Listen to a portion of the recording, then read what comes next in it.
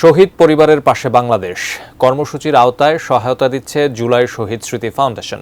চট্টগ্রামের পিটিআই মিলনায়তনে আছেন প্রতিনিধি মনিরুল ইসলাম পারভেজ। তার কাছ থেকে এই বিষয়ে বিস্তারিত জানব।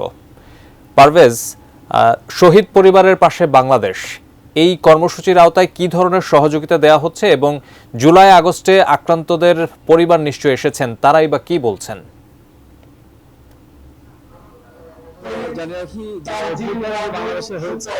যারা তাদের প্রিয়জনকে হারিয়েছেন, অর্থাৎ এটি তো কোনোভাবেই ফেরত পাওয়া সম্ভব নয়। আপনি দেখতে পাচ্ছেন সেই জিনিসটা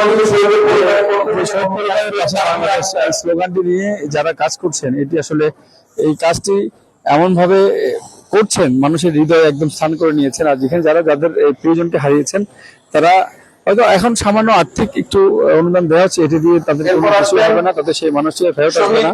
তবে আজকে 105 জনকে অর্থ সহায়তা দেওয়া হচ্ছে।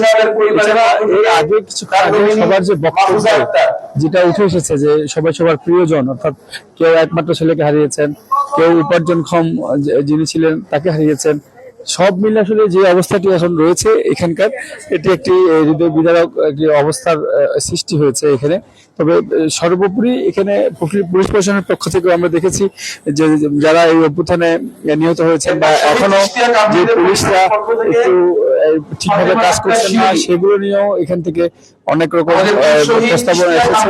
তবে এই ফাউন্ডেশনের পক্ষ থেকে দেখেছি যে বলা হয়েছে তড়িঘড়ি করে যদি নির্বাচন করা না হয়, যদি তড়িঘড়ি করে নির্বাচন করা হয় আবার এটি ফ্যাসিস্ট সরকারের জন্ম হতে পারে, সে ধরনের একটি কথা আসলে বলা হচ্ছে। তো সব মিলে আসলে এখনকার যে পরিবেশ বা পরিস্থিতি রয়েছে, এখন একে একে সেই 105 জনকে এখানে শহীদ ফাউন্ডেশনের পক্ষ থেকে অর্থ সহায়তা দেওয়া হচ্ছে।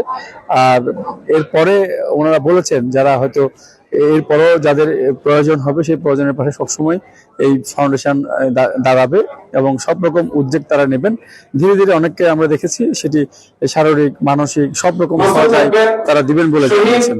তো সব মিলে আজকে 105 জনকে আর্থিক সহায়তা দেওয়া হচ্ছে।